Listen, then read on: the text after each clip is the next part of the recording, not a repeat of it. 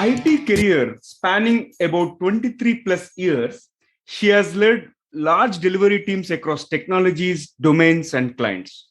She was part of Wipro, iGate, Capgemini, and currently heading the testing division for the MFX Infotech, which is a subsidiary of Quest Corp. After 23 years of interesting corporate work, she was looking at giving back her experience to the next generation, and women came across the Purpose Coach framework. She is now part of the Purpose Coach community, impacting working professionals and also into various alternate healing modalities. So, folks, 2 years ago, if you look back, work from home was available to limited people in the IT industry. But the pandemic has unleashed the power and potential of remote working. And telecommuting or distance working has become common in the domains or fields which has never imagined to be.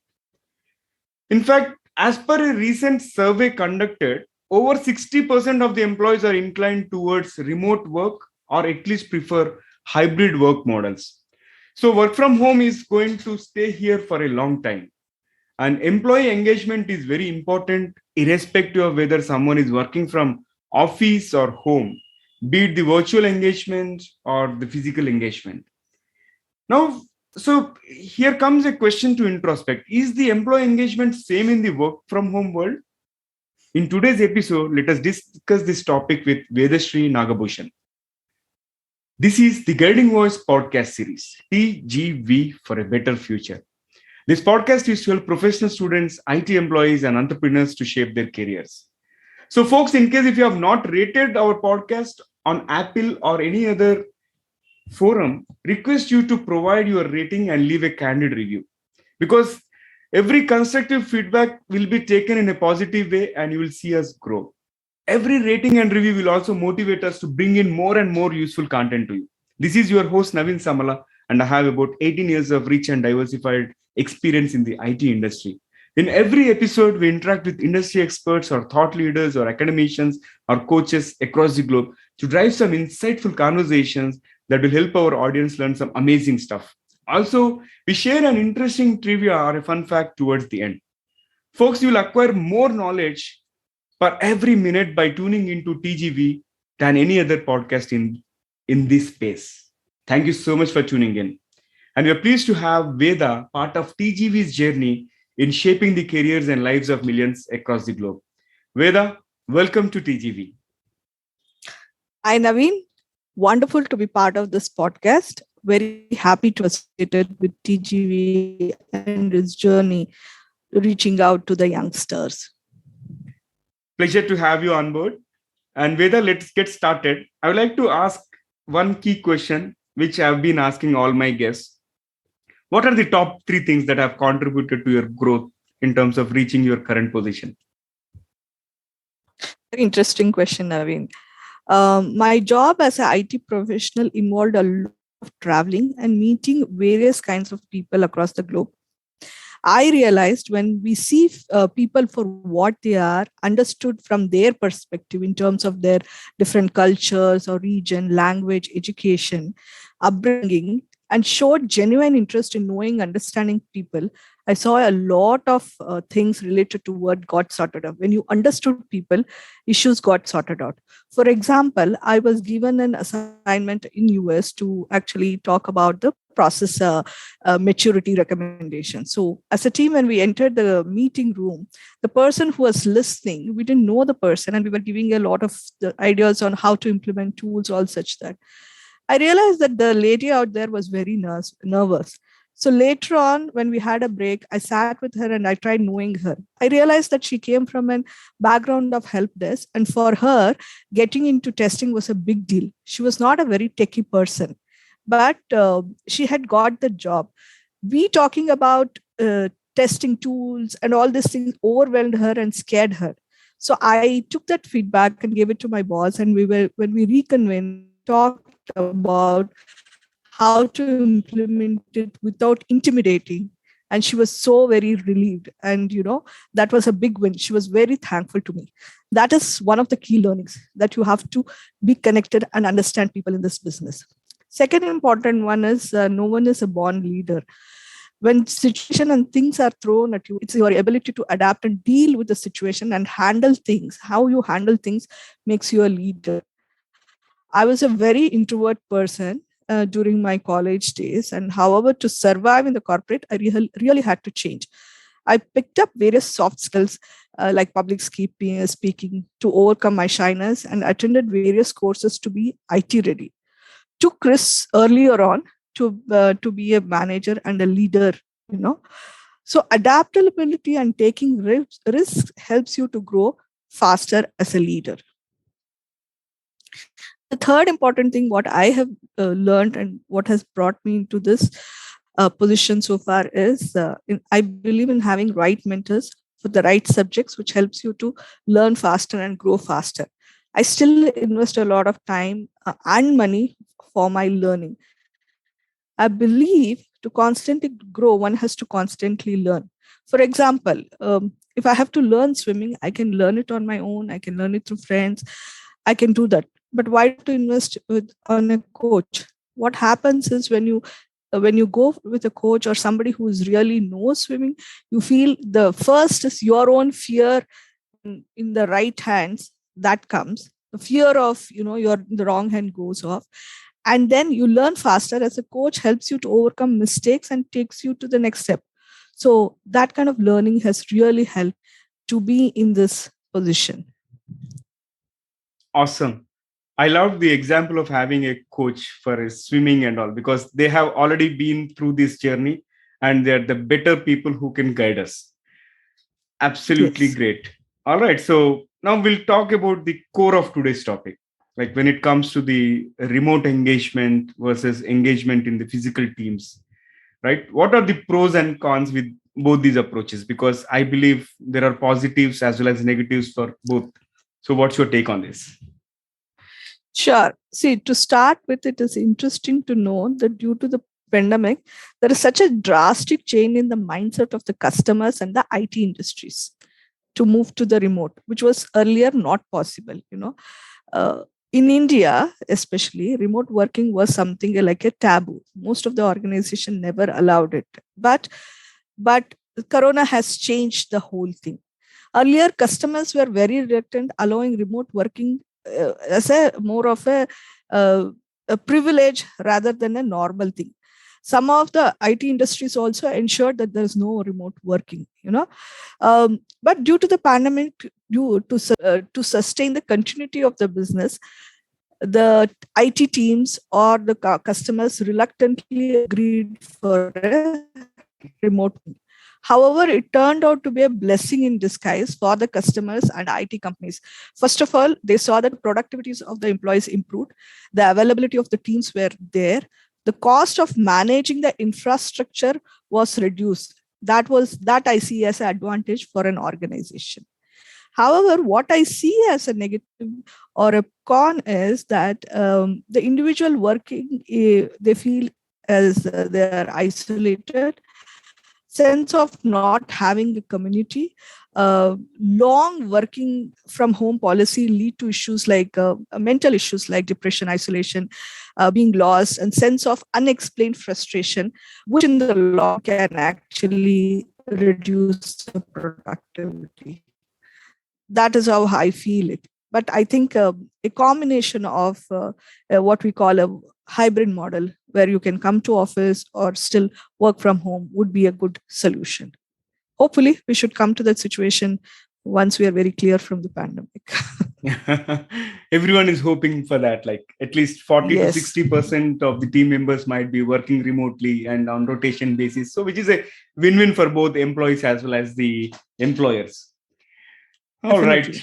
Yeah. All right. So now let's talk about this remote working. Like nothing can replace physical presence, right? And if you talk about your journey, like you have joined with the recent organization during the lockdown, and now you head a division with so many people reporting to you. How do you manage the situation of engaging the employees so that they are always uplifted in their spirits and all? So, lockdown was announced on March 18th of last year, and I joined MFX on March 30th. Okay, my onboarding was virtual, and I met my team virtually. And in fact, till today, I have not met my whole team.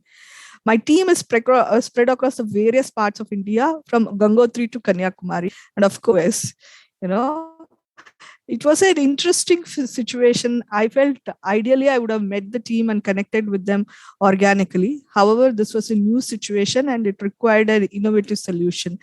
And it wouldn't be possible to meet everybody. It is so easy to associate a face with the name. When we are seeing people, we associate names and the faces, but now I had to associate a voice with the name. It took quite some time. In the beginning, it was an endless Skype and Teams call with no contact with them. However, I created some connect programs with the team to get bonded, and it was much easier after that. So you said we need to relate the voice with the names, right? It reminded me of Yes. something called as voice signature. It was a term coined in my previous office. One of the employees, one of the leaders, he was telling, like, by looking at the background noise of any employee, right, we can identify who it is.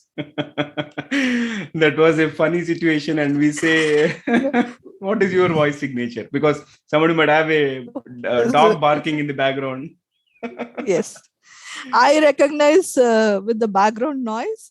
Where are they from? They are in the town, they are in the village. So that was an interesting thing. Yeah, very interesting. All right, now let's shift gears and talk about your team engagement. How do you do differently to keep your team engaged? Because you haven't met your team physically so far, right? Yes. So what is that you are doing differently? Yeah. First thing I felt is that it is not their need to connect with me. It was my own need to connect.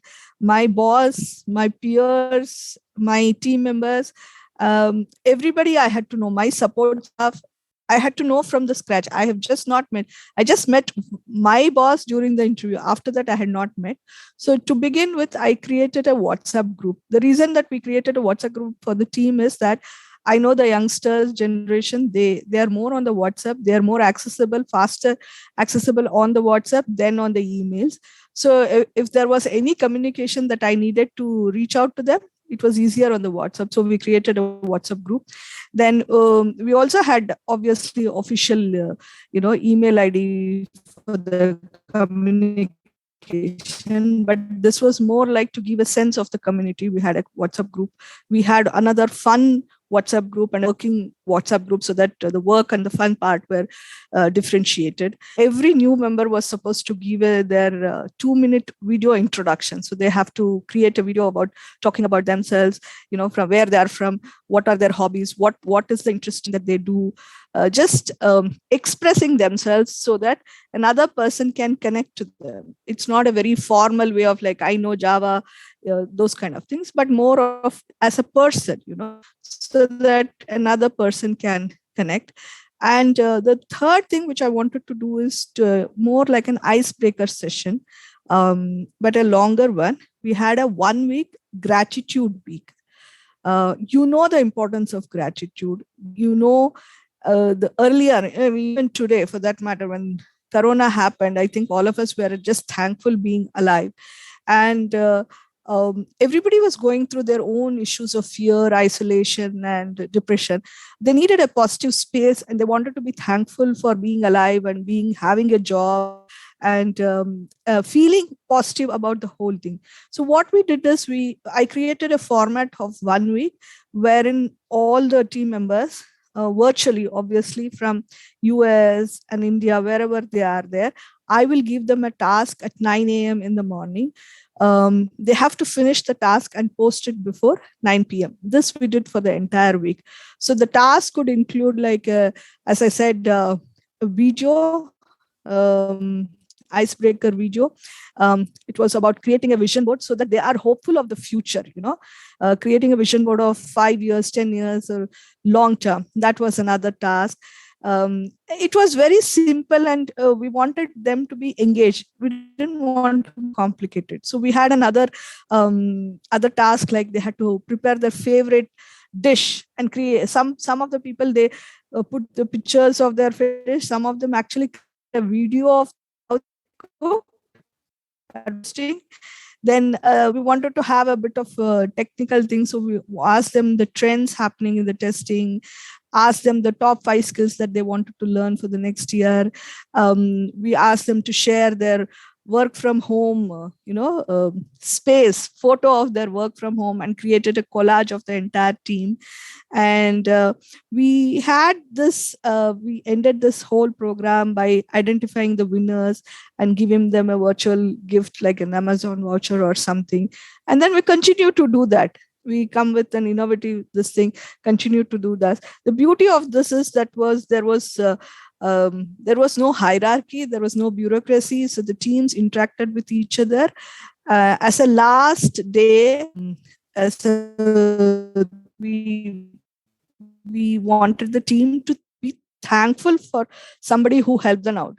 Again, it's not like a team member thanking the manager. It could be anybody who helped them out to get settled in the new organization, or help them out on smaller thing, help desk, or whatever it is, anything which they felt they're grateful to. That was done on the last day. And we saw an outpouring of gratitude messages happening on that day openly. And it was a beautiful culmination of that whole program. And we continue to do that in one form or the other till today. I love this 2-minute video introduction, right? It's not only getting to know about them, but they also get a chance to be articulative in less than 2 minutes, how well they can talk about themselves. Very interesting. Yes. Very interesting. Now, let's talk about certain things which you as a leader should avoid when you are managing a team that is working from home, right? Can you shed some light around that? So I, as a leader, and also this is something like I have advised my own managers to deal when it comes to with their team members. This is to be respectful of each other's time, situation, and the environment. Everybody is going through a tough time, and in fact, last year was more difficult than this year. We were in the midst of Corona second wave, and things were happening. Everybody's houses. We don't know what was the situation. It is important to be sensitive and respectful of individual time and availability. Respect individual time. Use email as a first mode of communication rather than picking up phone for everything. Give enough time for the managers and the team to revert back. That's number one. Not to assume that just because everyone is at home, they are available 24/7. I think this has led to a lot of issues I've seen in the other team. So understand that there is a work timings, and they have their office timings and the work timings and the home times, not to confuse with that, and not to call up anytime everybody, not to make calls at untimely hours. And it is also important to have right tone while conversing with the employees, and set a conducive environment at the start of any discussion or the meeting, not getting into the point, but setting up a context, just checking on each other whether they're okay or not. Because it's a team, and if it is the office environment, if somebody doesn't come, you can make out, that the person is not there. But if they are working from home, if they're absent, you don't even know. I mean, only the manager will know, but the team members will not know. So when we are talking to each other, they can be sensitive about that. These are, I think, is important. Yeah, these are extraordinary tips, I would say. Definitely it's going to help the leaders become efficient and better leaders, right? So, Veda, this has been a remarkable conversation. And now let's switch gears. And I would like to lighten up the episode by asking you a few interesting rapid fire questions. Are you ready for that? Sure, go ahead. All right. So, here is the rule. You can just crisply answer, like not exceeding 2 to 3 words or maximum one phrase on the next set of questions. And if you are ready, I'll fire the first bullet. So, given a chance to time travel, would you like to travel to the past or future? Past, and go back to some of the oldest civilization and explore, their beauty, Yeah. through my own eyes. Yes. Interesting. So, here comes my next question. Who would you be reborn as, given a chance? I would like to be born as myself, but probably better version. That's it. improved version. All right, fair enough. All right, let's move on to the next one. What is the random skill that you would like to learn? I think I would like to learn scuba diving. I'm so much fascinated with water. So, Oh, wow. Wish you all the best on that, Veda. thank you. Let me move on. I'll ask you something interesting, which I've been asking many of my guests, and I get a lot of responses to this question. Like, what has been a question on your mind which you never got an answer for so far? Say, I think it has been an eternal spiritual question that has been on my mind, kind of thing. Why are you born? What is the purpose of your life? And basically, what is the purpose of your life? I think it's a big question, and I've done a lot of journey on my own. That will be another podcast. But important question is, what is the purpose of your life, and why am I born? I think this is a question that I'm yet to get an answer. Once you figure it out, then we can opt for Nirvana, right? Definitely. Unfortunately, Nirvana does not come on a platter, so it's a difficult journey altogether. Agreed. All right. So with that, let me fire the last bullet out of this rapid fire round. So what will be one message that you would like to give to your own younger version? My own younger version Yeah. is, I think, not to be afraid of the future. Just be courageous. Take one step at a time. I will be taken care. Not to be so much worried. That's what it is. Wow. So just take one step at a time and move on. The rest will be taken care. Why plan so much? Fantastic. All right. So that was a wondrous rapid fire round. Let me flip back to the mainstream and ask you one final question for this conversation. So Veda, what will be your one piece of advice to those aspiring to make big in their careers? The power of the knowledge. See, all of us have access to knowledge. However, especially in this information age, we all have access to knowledge. But problem is, we don't have access to the wisdom. We have information, but lack wisdom. Investing continuously on learning helps, but more importantly, investing in the right learning. That happens through mentors and coaches who can part their wisdom to us and help us grow faster and quicker. Learn fast, fail fast, and grow faster. That's the mantra. Wow, simply superb. So Veda, thank you so much for all the insights that you have shared with our audience today. And it has been a pleasure hosting you. Thank you, Naveen. It was same. I really enjoyed this session with you. Absolutely. Look forward to many more conversations in future. Definitely. All right. So folks, before we move into the trivia section, again, here is a request to all of you. If you have loved this episode just like I did and found it useful, request you to share with at least 3 of your friends or colleagues who can benefit from TGV. And I'm sure you are going to share this with your friends and colleagues so that we can expand our reach and get closer to our mission of reaching millions across the globe. Thank you so much in advance. With that, let me cruise to the trivia segment of today's episode. And folks, today's trivia is about multitasking during a conference call. And in addition to that, I'll also share certain metrics around remote working. Okay, so let me begin my first question. Do you know what percentage of participants on a conference call are less likely to multitask with their camera on? I'm sure you may be thinking, but let me tell you.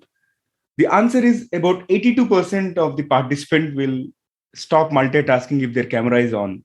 So it might be a good idea to have your team members turn on their cameras during an important or a critical meeting. And at the same time, it also gives us the sense of belongingness wherein we can relate their face to names, so on and so forth.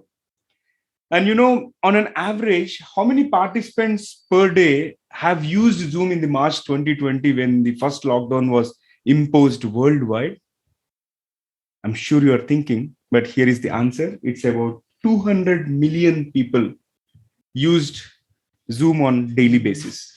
And because of the work from home and the remote work, about 3.6 million tons of carbon emissions were reduced because people are not commuting to office and they started working from home. And in addition to that, if we talk about the productivity of the remote employees, about 77% of the remote employees say they are very productive working from home compared to working from office. That's why this work from home and the hybrid work model is going to stay here for a long time. And I'm sure a lot of new technologies are going to further ease the way we are working and collaborating with our teams in the virtual settings. So I'm really curious about how technologies are going to shape up the work environment in the next 5 to 10 years. I'm sure you might be curious as well. Also, I would also like to seek your opinion on the remote workforce engagement. Since we have covered the beautiful topic of engaging your teams in the work from home settings by Veda, I'd also like to listen to your thoughts around what have been some of the best practices that you or your manager or your organization has been following in order to keep the workforce engaged and lift their spirits. So look forward to your comments on various social media platforms, and I'm going to acknowledge them in the future episodes. That's all for today. Thank you so much for tuning in. There is more in store, folks. Stay tuned. Take care. Be safe. Until next time. Bye-bye. We're signing off for today. See you all in the next episode with another wonderful guest and cover some interesting topics.